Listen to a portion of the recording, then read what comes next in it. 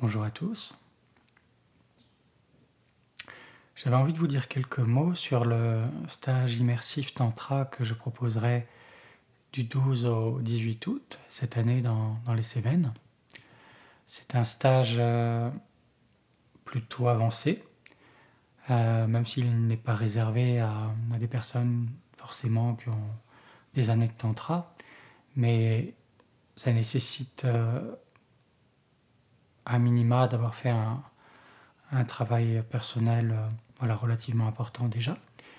Ce travail personnel, ça peut être du tantra, mais ça peut être aussi de la thérapie, de la méditation, des pratiques de yoga, ainsi qu'un travail sur la relation.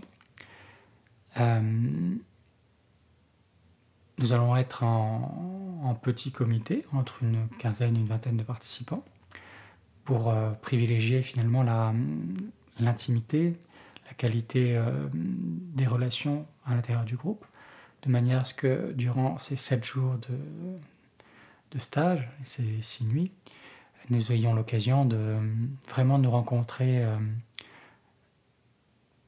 au-delà des interactions superficielles qui auraient lieu dans un stage de 40 ou 50 personnes. Chaque taille de groupe a ses avantages et ses inconvénients. Les petits groupes nous permettent d'aller plus loin dans l'approfondissement du lien, dans le questionnement de qui je suis dans cette relation, puisque finalement, c'est de ça qu'il va s'agir, de me rencontrer moi dans la relation avec cet autre ou ces autres. Et le thème de ce stage, donc, la liberté d'être soi, vivre la complétude, va nous inviter à expérimenter tous les endroits où nous sommes en décalage avec nous-mêmes. Quand je dis avec nous-mêmes, c'est-à-dire avec notre soi profond, notre âme, notre étoile divine. L'endroit où il y a une forme d'évidence et de joie à être, à agir dans ce monde, quand c'est ajusté précisément. La plupart d'entre nous, dans nos vies, on est en réalité chahuté par des parts, des aspects de notre ego, qui sont comme des énergies figées, bloquées, qui vont successivement prendre le pouvoir et nous faire réagir à telle ou telle situation. Chaque part nous met sous hypnose, nous propose son point de vue, sa vision du monde, ses peurs, ses désirs, ses compulsions, ses frustrations, ses certitudes, et nous possède. La plupart d'entre nous, comme le disait Gurdjieff, sommes comme des robots dans cette vie, comme des morts vivants, c'est-à-dire que nous ne vivons pas notre vie connectée à notre être profond, mais nous répétons des scénarios appris, des scénarios conditionnés, des modes de survie que nous avons eu l'occasion de mettre en place, de développer dans notre enfance, dans nos vies antérieures, ou à travers nos apprentissages familiaux transgénérationnels. Donc, tant qu'on est possédé par ces parts, on ne peut pas réellement dire qu'on est vivant. On est plus en train de vivre une vie par procuration, de vivre la vie de nos ancêtres, ou des personnes que nous avons côtoyées, des personnes qui ont projeté sur nous leurs attentes. Et finalement, même si nous pouvons avoir la fausse conviction d'être libre, nous sommes un peu comme une personne sous l'effet d'une drogue ou de l'alcool qui dirait mais je suis libre de faire ce que je veux, j'agis, je suis libre, et qui, quelques heures, quelques jours après, une fois sorti de l'ivresse ou de la transe, prendrait conscience en réalité, elle était sous emprise. Donc, nous vivons nos vies sous emprise en permanence. Mais nous n'en avons pas conscience. L'objet de ce stage va être, dans un premier temps, de prendre conscience de l'étendue de nos schémas, de nos enfermements, de nos conditionnements, pour déjà les voir. La première étape, c'est de voir finalement notre prison, parce que tant qu'on ne la voit pas, on n'a pas le désir de nous en sortir, de nous en libérer.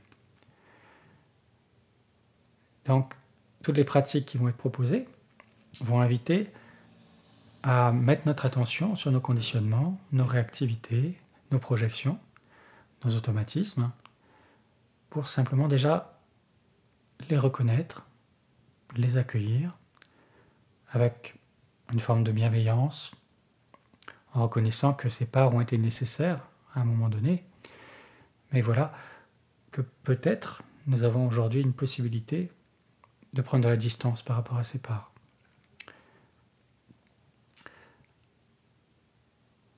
Le deuxième axe de cette retraite, de ce stage, ça va être de se mettre en lien avec la part divine. La part divine, notre soi, notre âme, elle n'est pas immédiatement évidente. Elle va apparaître au fur et à mesure que l'on déblaye le champ de ruines de nos traces karmiques, tout cet agrégat égotique qui nous constitue pour beaucoup. Et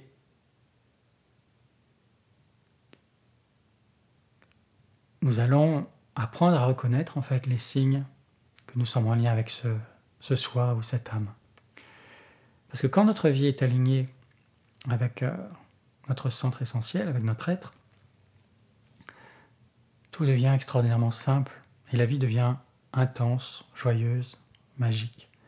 C'est le lieu de toutes les synchronicités, le lieu de la fluidité, le lieu de la confiance, de la foi, le lieu de la liberté, exactement. À cet endroit-là, je n'ai plus le sentiment d'être forcé ou empêché de subir ma vie ou de subir l'autre. Il va y avoir comme une joie et une évidence que chaque expérience est créée par mon être profond et désirée par mon être profond comme une occasion d'expérimenter la relation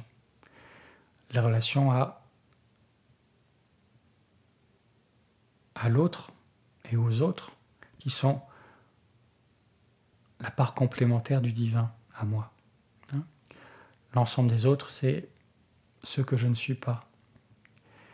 Ce que je suis, cette part, cette âme, ce fragment de divin qui est en même temps totalement complet, c'est vraiment fractal ou holographique, mais qui est une perspective sur la réalité, sur le divin, un visage de Dieu.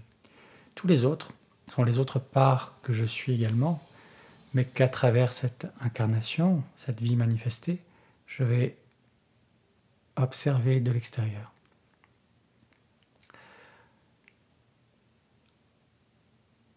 Le stage se déroule donc sur 7 jours, sur une semaine.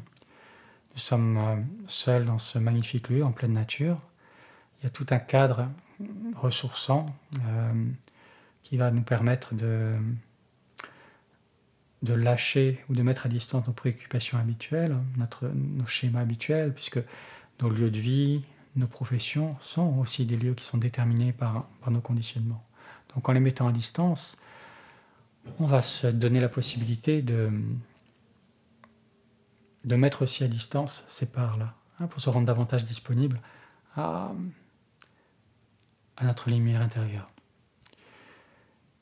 Et nous allons voir ensemble que chaque interaction avec un autre, chaque interaction avec une émotion, une pensée, chaque marche dans la nature,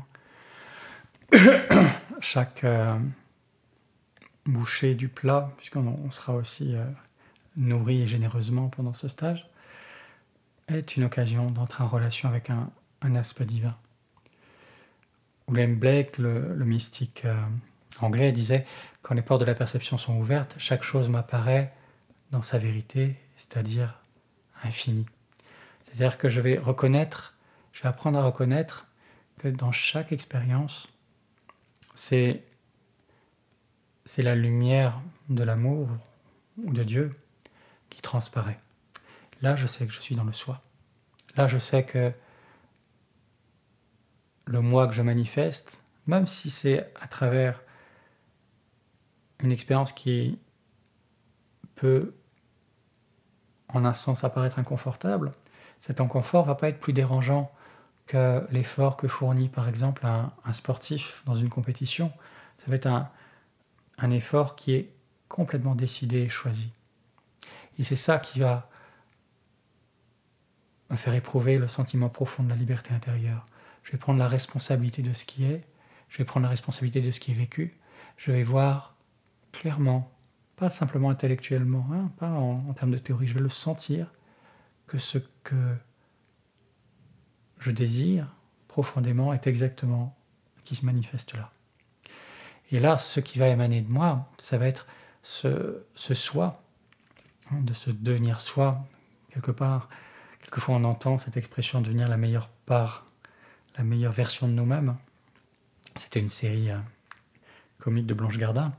La meilleure version de moi-même, c'est quand je deviens un être de lumière, un être illuminé, un grand vivant, un saint, sans que ces termes n'imposent quoi que ce soit en termes de forme.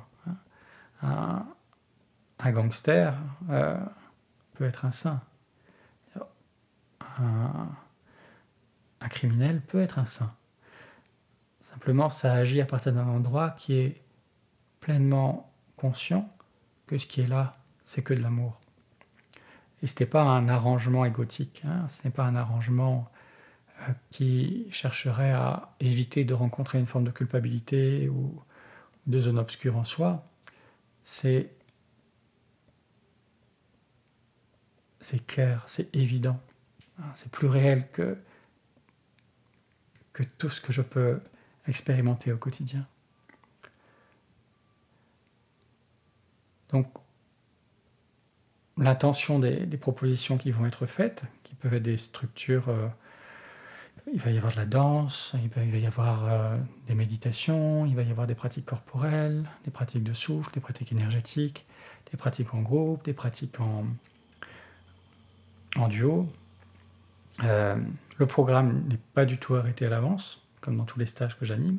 C'est-à-dire qu'on va se laisser conduire ensemble par ce qui va apparaître instant après instant. Nous avons cette intention de nous rencontrer nous-mêmes, d'aller vers l'expression de notre être le plus pur, le plus complet, le plus lumineux, le plus libre. Mais sur ce chemin, précisément, il n'y a aucun problème et aucun conditionnement. Je ne pourrais pas vous accompagner, vous soutenir dans cette recherche si j'arrivais avec un atelier qui est déjà préparé. Mon intention, ça va être de vous accompagner dans le vivant en étant moi-même à cet endroit pour soutenir votre propre émergence. C'est le plus beau cadeau qu'on puisse se faire.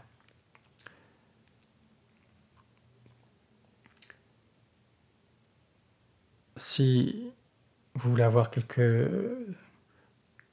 informations sur le lieu, vous pouvez aller sur le site lanougared.top, lanougared.top. Toutes les informations sont aussi sur le site nava-tantra.com.